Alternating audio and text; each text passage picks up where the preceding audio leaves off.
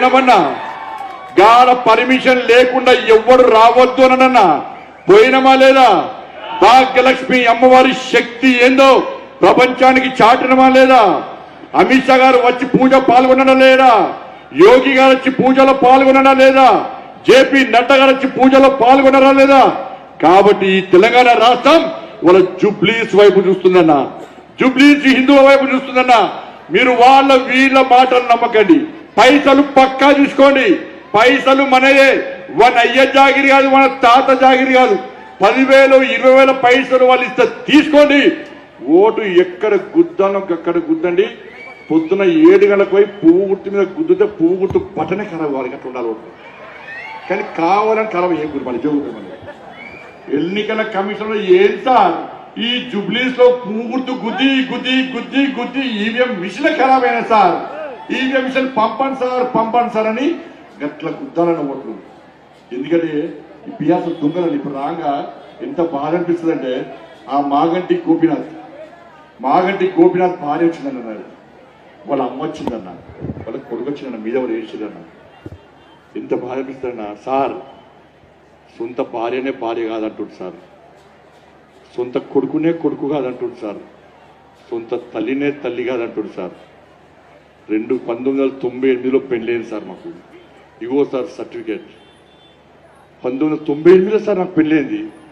అలా తండ్రి కొడుకు అంటున్నా, నా అంకుల్ నాకు పెళ్లి కావాలంటే నా తండ్రి ఎవడు అంటే ఏం చెప్పుకోవాలని అంకుల్.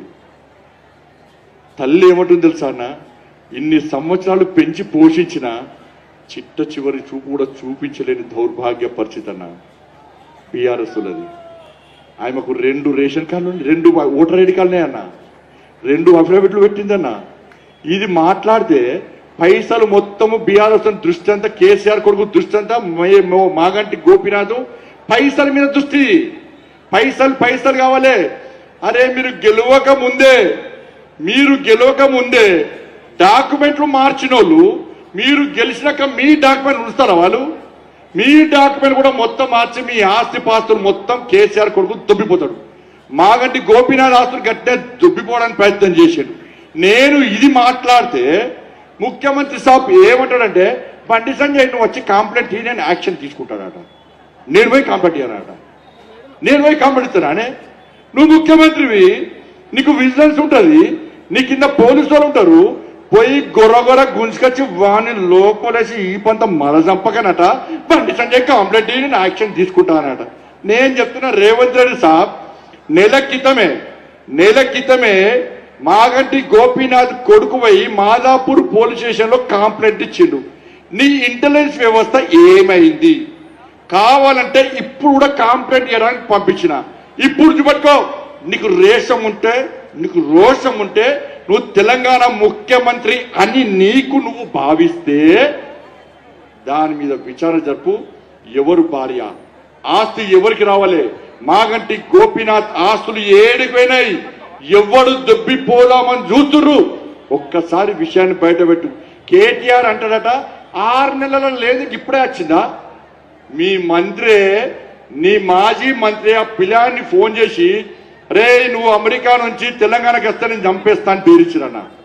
వాళ్ళ భార్య చెన్నైలుంటే నువ్వు తెలంగాణకి వస్తే నేను చంపేస్తామని చెప్పి పేరిస్తే 6 నెలల నుంచి భయం బతుకుల మధ్య నిన్న వచ్చి, అరే భార్యనే భార్య కాదంటే రేపు మన ఇంట్లో సమస్య ఎట్టుంటుందన్న? ఇలా అందుకే ఒక్కసారి ఆలోచించండి, ఏం జరుగుతుంది తెలంగాణ రాష్ట్రంలో. బీఆర్ఎస్ కాంగ్రెస్ కలిసి వాళ్ళ నాటకాలు ఆడుతున్నారు. అందుకే ఈ తెలంగాణ రాష్ట్ర ప్రజలందరూ కూడా జుబ్లీస్ వైపు చూస్తున్నారు. జుబ్లీస్ లో ఏం జరగబోతున్నది? జుబ్లీస్ లో హిందువులు ఎట్లా మారబోతున్నారు?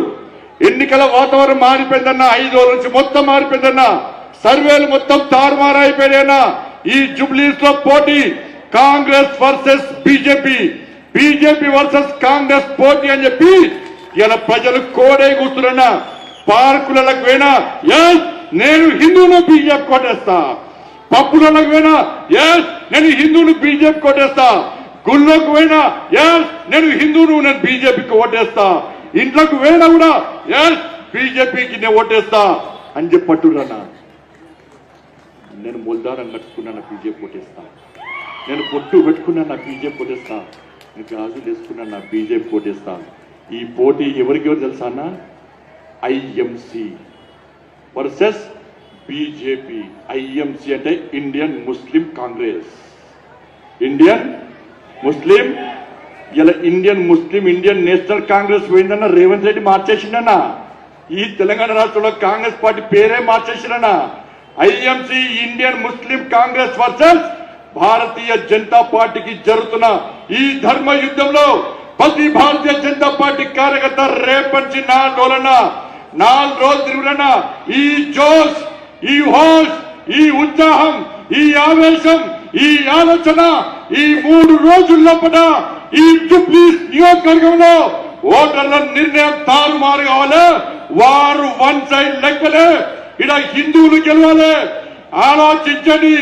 హిందువులు ఇంకా నీ బాంఛన్, నీ కాళ్ళు మొక్క, నీ దయ నా మీద ఉంచు అని చెప్పి బాంఛన్ భక్తులు తెలంగాణ రాష్ట్రంలో హిందువులు బతకాలా? నేను హిందువులపై అని తలెత్తుకొని గర్వంగా గల్లా ఎగిరేసుకొని తిరిగే పరిస్థితి జూబ్లీస్ లో రావాలా?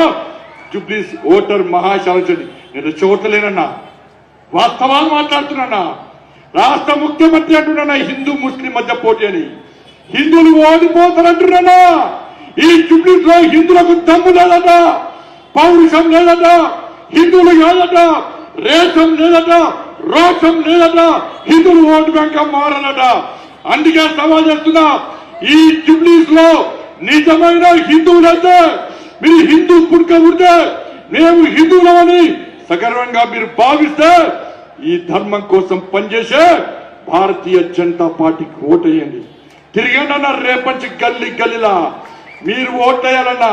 అందుకే ఇవాళ టీవీలు చూస్తున్నా, సోషల్ మీడియా చూస్తున్నా, నా ఆంధ్ర ప్రజలారా, తెలంగాణ ప్రజలారా,